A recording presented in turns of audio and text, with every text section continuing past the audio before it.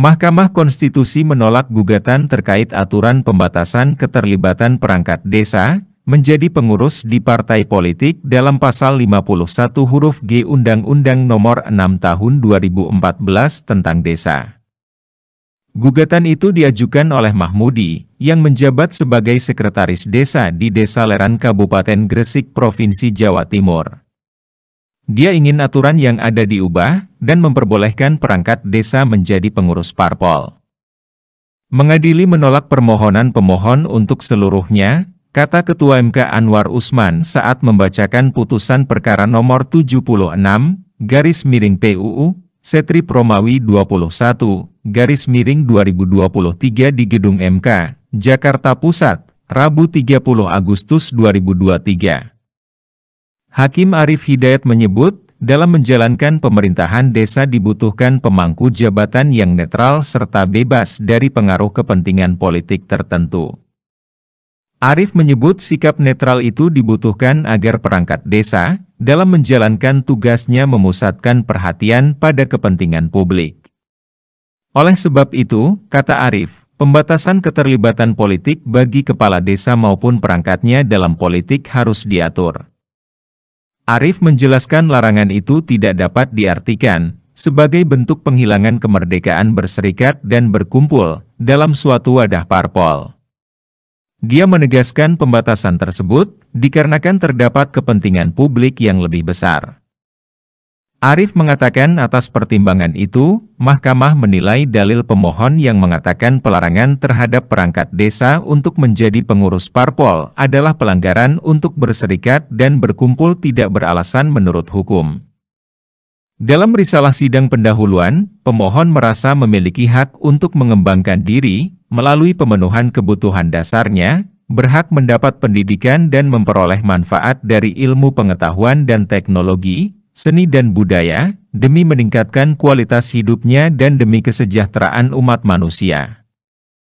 Selain itu, pemohon juga mengatakan dirinya memiliki hak untuk mendapat pendidikan politik dari partai politik sebagaimana fungsi partai politik, tidak pernah pemohon dapatkan dikarenakan ketentuan pasal 29 huruf G, pasal 51 huruf G dan pasal 64 huruf H Undang-Undang Desa. Oleh sebab itu dia menggugat Undang-Undang Desa. Selanjutnya, putusan nomor 76/PUU-21/2023 demi keadilan berdasarkan ketuhanan yang Maha Esa, Mahkamah Konstitusi Republik Indonesia yang mengadili perkara konstitusi pada tingkat pertama dan terakhir menjatuhkan putusan dalam perkara pengujian Undang-Undang Nomor 6 Tahun 2014 tentang Desa terhadap Undang-Undang Dasar Negara Republik Indonesia tahun 1945 yang diajukan oleh Mahmudi sebagai pemohon. Membaca permohonan pemohon, mendengar keterangan pemohon, memeriksa bukti-bukti pemohon, duduk perkara dan seterusnya dianggap dibacakan. Pertimbangan hukum, kewenangan mahkamah dianggap dibacakan. Mahkamah berkesimpulan berwenang untuk mengadili permohonan aku. Kemudian bagian kedudukan hukum juga dianggap dibacakan. Mahkamah berkesimpulan bahwa pemohon memiliki kedudukan hukum untuk bertindak sebagai pemohon dalam permohonan aku. Menimbang bahwa oleh karena mahkamah berwenang mengadili permohonan aku dan pemohon memiliki kedudukan hukum untuk bertindak dalam mengajukan permohonan aku, maka selanjutnya mahkamah akan mempertimbangkan pokok permohonan pemohon. Pokok permohonan menimbang bahwa pemohon mendalilkan pasal 51 huruf G U6 2014 bertentangan dengan UUD 1945 dengan dalil-dalil yang pada pokoknya sebagai berikut. Dalil pemohon selengkapnya dimuat dalam bagian duduk perkara. A. Bahwa menurut pemohon pasal 51 huruf G U6 2014 harus mencerminkan sila kelima, keadilan sosial bagi rakyat Indonesia dan tidak merugikan hak konstitusional pemohon, berupa hak untuk merdeka dalam berserikat dan berkumpul melalui organisasi partai politik sebagaimana dimaksud dalam Undang-Undang tentang Partai Politik, selanjutnya disebut UU Parpol. Huruf B, huruf C, huruf D dianggap dibacakan. Huruf E, bahwa berdasarkan dalil-dalil di atas pemohon pada pokoknya memohon kepada mahkamah agar menyatakan pasal 51 huruf G U6 2014 bertentangan dengan UUD 1945 dan tidak memiliki kekuatan hukum mengikat. Menimbang bahwa untuk mendukung dalil permohonannya, pemohon telah mengajukan alat bukti surat atau tulisan yang diberi tanda bukti P1 sampai dengan P5. Selengkapnya dimuat dalam bagian duduk perkara. Menimbang bahwa oleh karena permohonan aku telah jelas, maka dengan berdasar pada pasal 54 UMK, Mahkamah berpendapat tidak terdapat urgensi dan relevansinya untuk mendengar keterangan pihak-pihak sebagaimana disebut dalam pasal 54 Undang-Undang MK dimaksud. Menimbang bahwa setelah Mahkamah membaca secara seksama permohonan aku, memeriksa bukti-bukti yang diajukan, dan mempertimbangkan argumentasi pokok yang didalilkan oleh pemohon, telah ternyata yang dipersoalkan oleh pemohon adalah berkenaan dengan konstitusionalitas norma pasal 51 huruf G U6 2014 yang menurut pemohon bertentangan dengan pasal 28 dan pasal 28C ayat 2 UUD 1945 karena tidak memberikan kemerdekaan untuk berserikat dan berkumpul melalui partisipasi dalam organisasi partai politik serta tidak memberikan hak untuk memajukan diri sebagai pengurus partai politik untuk mewujudkan tujuan partai politik sebagaimana dimaksud dalam UU Parpol. Terhadap dalil pemohon aku, sebelum pertimbangan lebih lanjut permasalahan tersebut, Mahkamah perlu terlebih dahulu mengemukakan hal-hal sebagai berikut. Bahwa Indonesia merupakan negara hukum yang artinya hukum sebagai pedoman bernegara dan bermasyarakat. Kekuasaan negara dan organ negara berdasarkan pada konstitusi dan hukum serta menolak adanya kekuasaan yang sewenang-wenang, arbitrary power, supremasi hukum, asas persamaan pelakuan di muka hukum dan pemerintahan equality before the law, dan pelindungan hak asasi manusia yang dijamin oleh konstitusi merupakan prinsip yang menjadi unsur penting setiap negara hukum. Hak asasi manusia merupakan unsur utama yang harus dilindungi dan dikembangkan dalam negara hukum. Negara dalam hal ini harus mampu memberikan jaminan pelindungan dan pengembangan hak asasi manusia dalam suatu masyarakat yang demokratis. Kemerdekaan berserikat dan berkumpul merupakan hak dasar dalam negara hukum dan demokratis yang berkedaulatan rakyat serta dijamin dalam konstitusi yang merupakan penjabaran dari nilai-nilai Pancasila.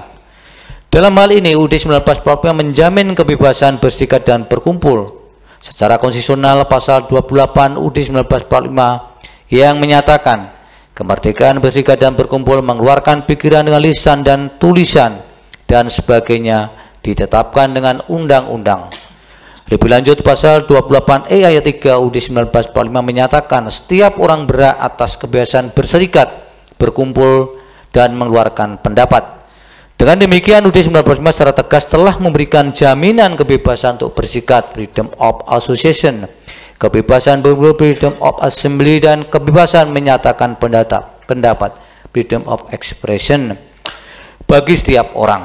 Secara internasional pun pasal 20 Universal Declaration of Human Rights dan pasal 21 Covenant of Civil and Political Rights telah memberikan jaminan bagi setiap orang untuk memiliki hak bebas dan merdeka dalam berserikat dan berkumpul. Jika dikaitkan dengan realisasi dari pemikiran filosofis kemerdekaan berserikat dan berkumpul, pada hakikatnya merupakan hak dasar bahwa manusia sejatinya bebas dan tidak dikekang. Ketika orang melakukan kegiatan berkumpul untuk melaksanakan kegiatan berserikat, tentunya baik secara sendiri-sendiri maupun secara bersamaan, mengeluarkan pikiran dengan lisan dan tulisan.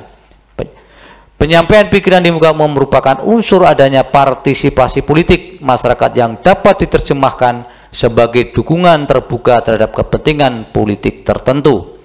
Dengan demikian, kemerdekaan berserikat dan berkumpul merupakan bentuk pengejauhantahan kedaulatan rakyat, demokrasi dalam pelaksanaan hak asasi manusia di negara hukum. Penjabaran dari amanat konstitusi terkait hak untuk berserikat dan berkumpul kemudian diwujudkan salah satunya dalam pembentukan partai politik yang merupakan bagian dari pilar demokratis dalam sistem politik Indonesia. Bidang Penjelasan Umum Undang-Undang Nomor 2 Tahun 2011 tentang perubahan atas Undang-Undang Nomor 2 Tahun 2008 tentang partai politik atau UU 2 2011. Melalui partai politik, rakyat dapat mewujudkan hak untuk menyatakan pendapat tentang arah kehidupan berbangsa dan bernegara. Sebagai salah satu lembaga demokrasi, partai politik berfungsi mengembangkan kesadaran hak atas hak dan kewajiban politik rakyat menyalurkan kepentingan masyarakat dalam pembuatan kebijakan negara, serta membina dan mempersiapkan anggota masyarakat untuk mengisi jabatan-jabatan politik sesuai dengan mekanisme demokrasi. Dengan demikian, diperlukan jaminan dari negara bagi setiap warga negara untuk memiliki kesempatan yang sama untuk berpartisipasi dalam menentukan kebijakan negara melalui partai politik. Bahwa secara konstitusional dalam pelaksanaannya hak asasi manusia boleh dibatasi, namun pembatasan ini hanya dapat dilakukan dengan alasan tertentu dan memenuhi kaidah tertentu juga. Ketentuan pasal 28C UUD 1945 telah memberikan legitimasi kepada negara melalui pembentuk undang-undang untuk melakukan pembatasan terhadap penggunaan hak dan kebebasan setiap orang dalam undang-undang. Pembatasan ini dimaksudkan semata-mata untuk menjamin serta menghormati hak dan kebebasan orang lain dan demi tuntutan yang adil berdasarkan moral, nilai-nilai agama, keamanan, dan ketertiban umum dalam masyarakat yang demokratis. Terdapat suatu kecenderungan yang sama dari negara hukum yang demokratis terkait dengan pembatasan terhadap hak asasi manusia, yaitu bahwa pembatasan terhadap hak tersebut tidak hanya berlaku dalam keadaan darurat, tetapi juga dalam keadaan normal, seperti untuk memelihara ketertiban umum, melindungi kepentingan negara dan atau pemerintahan, mencegah kemerosotan moral masyarakat atau publik, mencegah timbulnya dorongan melakukan kejahatan atau pelanggaran hukum, dan lain sebagainya. Secara doktriner terdapat dua rasionalitas mengapa diperlukan pembatasan terhadap pelaksanaan hak asasi manusia atau HAM. Yaitu pertama, pembatasan hak asasi didasarkan pada adanya pengakuan bahwa sebagian besar HAM tidak bersifat mutlak, melainkan mencerminkan keseimbangan antara kepentingan individual dan kepentingan umum. Kedua, untuk mengatasi konflik antar hak, misalnya hak berekspresi yang harus dibatasi karena adanya penghormatan atas hak privasi seseorang, sehingga hak yang satu dapat dibatasi demi memberikan ruang bagi terlaksananya hak lainnya. Beberapa hak secara internasional telah disepakati menjadi hak yang tidak boleh dikurangi dalam keadaan apapun, bahkan dalam keadaan darurat perang sekalipun. Hak-hak tersebut dikenal dengan non-derogable rights yang tertuang dalam pasal 4 ayat 2 Convention of Civil and Political Rights. Adapun non-derogable rights tersebut meliputi hak hidup, hak untuk tidak disiksa, hak tidak diperbudak, hak untuk tidak dipenjara karena semata-mata tidak dapat memenuhi kewajiban kontraknya, hak untuk tidak dihukum berdasarkan hukum yang berlaku surut, hak untuk diakui sebagai pribadi di depan hukum, hak atas bebas berpikir, berkeyakinan, dan beragama. Dalam konstitusi berkaitan dengan non-derogable rights telah diatur dalam pasal 28I ayat 1 UUD 1945. Meskipun demikian, norma pasal 28I ayat 1 UUD 1945 tersebut haruslah dibaca bersama-sama dengan pasal 28C ayat 2 UUD 1945. Beda putusan Mahkamah Konstitusi diantaranya nomor 065/PU Datar 2 Romawi /2004, nomor 2 dan 3 PU Datar 5 Romawi tahun 2007.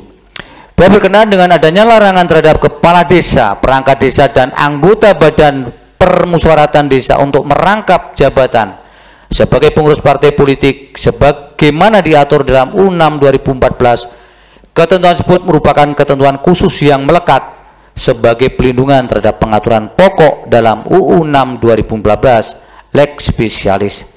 Sedangkan pengaturan mengenai kebebasan berserikat dan berkumpul dalam U2 2011 yang memberikan kesempatan kepada setiap warga negara untuk berpartisipasi aktif dalam mewujudkan cita-cita bangsa Indonesia melalui wadah partai politik merupakan pengaturan yang bersifat umum, lex generalis, karena berlaku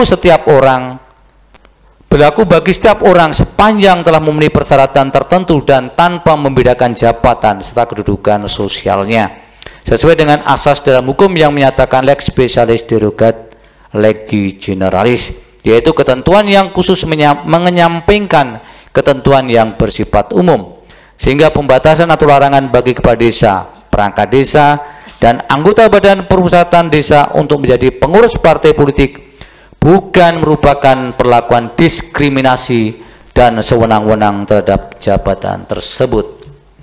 Menimbang bahwa setelah menegaskan hal-hal tersebut di atas, selanjutnya Mahkamah mempertimbangkan masalah konstitusionalitas norma pasal 51G Undang-Undang Nomor 6 Tahun 2014. Sebagaimana didalilkan oleh pemohon, yaitu apakah ketentuan norma AKUO melanggar kemerdekaan berserikat, berkumpul, dan mengeluarkan pikiran, lisan, atau tulisan bagi perangkat desa, sehingga harus dinyatakan bertentangan dengan pasal 28 dan pasal 28C ayat 2 Undang-Undang Dasar tahun 1945 sebagai berikut. Bahwa pemerintahan desa adalah penyelenggara urusan pemerintahan dan kepentingan masyarakat setempat dalam sistem pemerintahan Negara Kesatuan Republik Indonesia. PD pasal 1 angka 2 Undang-Undang 6 2014. Pemerintah desa merupakan subsistem dari sistem penyelenggaraan pemerintah daerah. Kepala desa sebagai pimpinan pemerintahan desa mempunyai kekuasaan tertinggi di tingkat desa dan berperan penting terhadap jalannya pemerintahan desa menuju kesejahteraan masyarakat. Kepala desa merupakan jabatan yang sangat dihormati di kalangan masyarakat desa, karena selain sebagai pemimpin desa, kepala desa juga merupakan elit lokal yang memiliki pengaruh besar dalam masyarakat desa. Oleh karena itu, kepala desa merupakan jabatan strategis sebagai penggerak politik masyarakat. Keberadaan perangkat desa yang juga diserai tugas di bidang administrasi, termasuk memiliki posisi penting sebagai aparatur pemerintahan yang paling bawah. Perangkat desa merupakan salah satu organ pemerintahan desa, selain kepala desa, yang kedudukannya berdasarkan pasal 1 angka 3 Undang-Undang 6 2014 merupakan pembantu kepala desa dalam menjalankan fungsi pemerintahan desa. Meskipun kedudukannya sebagai pembantu kepala desa dalam melaksanakan tugas dan kewenangannya, namun Undang-Undang Nomor 6 Tahun 2014 telah menempatkan perangkat desa di posisi yang sangat penting dalam pemerintahan desa, karena selain menyandang atribut dan simbol-simbol yang diberikan negara, perangkat desa juga menjalankan tugas-tugas negara.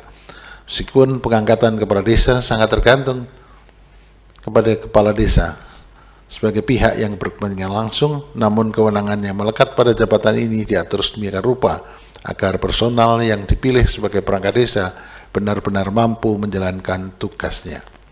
Selain itu, baik pengangkatan maupun pemberhentian perangkat desa harus dikonsultasikan kepala desa kepada camat atas nama bupati atau wali kota untuk memperoleh rekomendasi.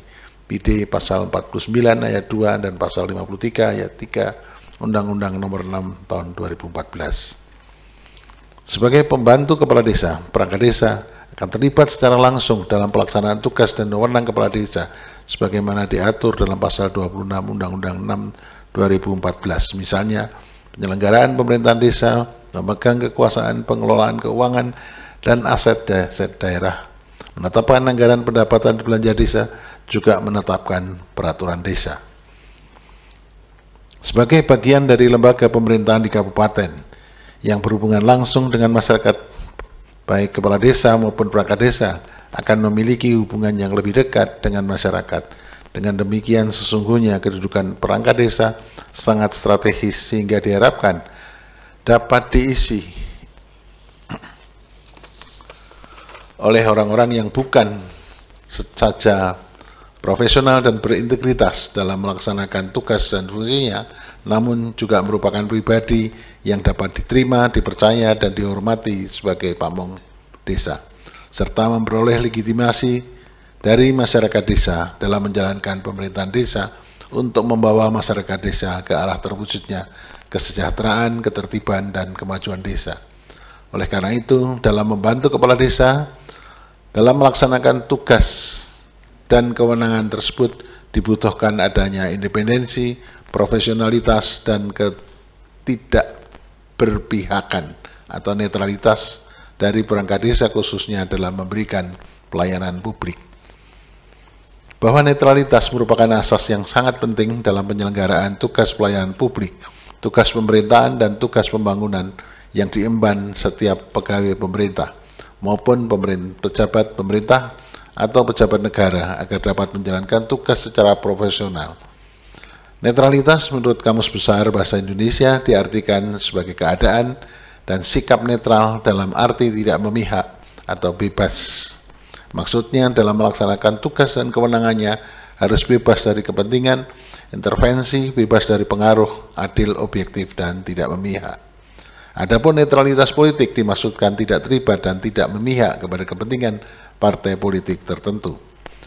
Dalam upaya menjaga netralitas jabatan, baik kepala desa dan perangkat desa harus lepas dari pengaruh partai politik dalam rangka menjamin persatuan dan kesatuan serta menjamin keberlangsungan pelayanan publik tetap terselenggaranya dengan baik melalui pemusatan segala perhatian, pikiran, dan tenaga pada tugas yang dibebankan pada mereka. Berkenaan dengan hal tersebut di atas, saya ulangi, berkenaan dengan hal di atas sebagai konsekuensi dan dari kewenangan yang melekat pada jabatan perangkat desa sebagai pembantu kepala desa, sudah seharusnya terdapat pengaturan terhadap netralitas politik, yaitu berupa larangan untuk menjadi pengurus partai politik, sebagaimana dinyatakan dalam pasal 51 huruf G Undang-Undang Nomor 6 Tahun 2014. Keterlibatan perangkat desa dalam kepengurusan suatu partai politik akan menyebabkan munculnya berbagai permasalahan dalam menjalankan penyelenggaraan pemerintahan desa. Besarnya kemungkinan terjadi keberpihakan dari perangkat desa terhadap partai politik yang dinaunginya, kemudian dapat dimanifestasikan dalam pembentukan kebijakan dan penggunaan anggaran desa. Hal demikian sangat berpotensi menimbulkan kecemburuan yang menyebabkan perpecahan antar perangkat desa, sehingga pada akhirnya akan berdampak pada pengabaian terhadap kepentingan kesejahteraan masyarakat desa itu sendiri.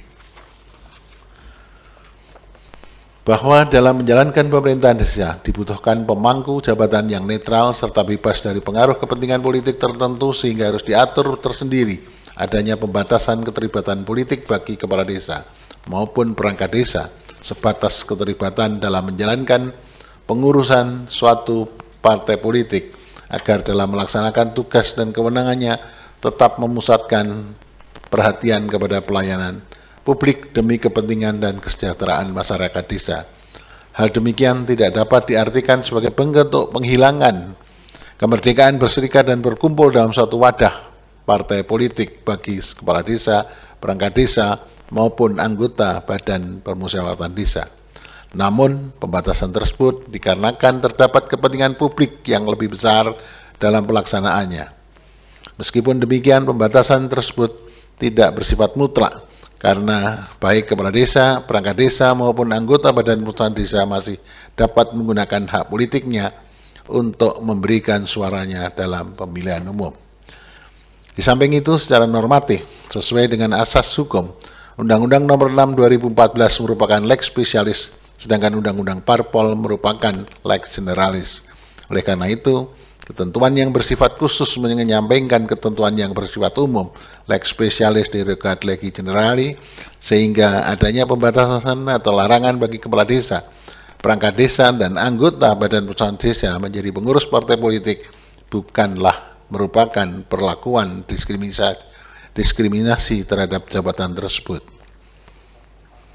Bahwa berdasarkan uraian pertimbangan tersebut di atas, menurut Mahkamah, dalil permohonan pemohon berkenaan dengan telah terjadi pelanggaran terhadap kemerdekaan berserikat dan berkumpul karena dilarangnya perangkat desa menjadi pengurus partai politik, sebagaimana terdapat dalam ketentuan norma pasal 51 huruf G Undang-Undang Nomor 6 Tahun 2014 adalah tidak beralasan menurut hukum.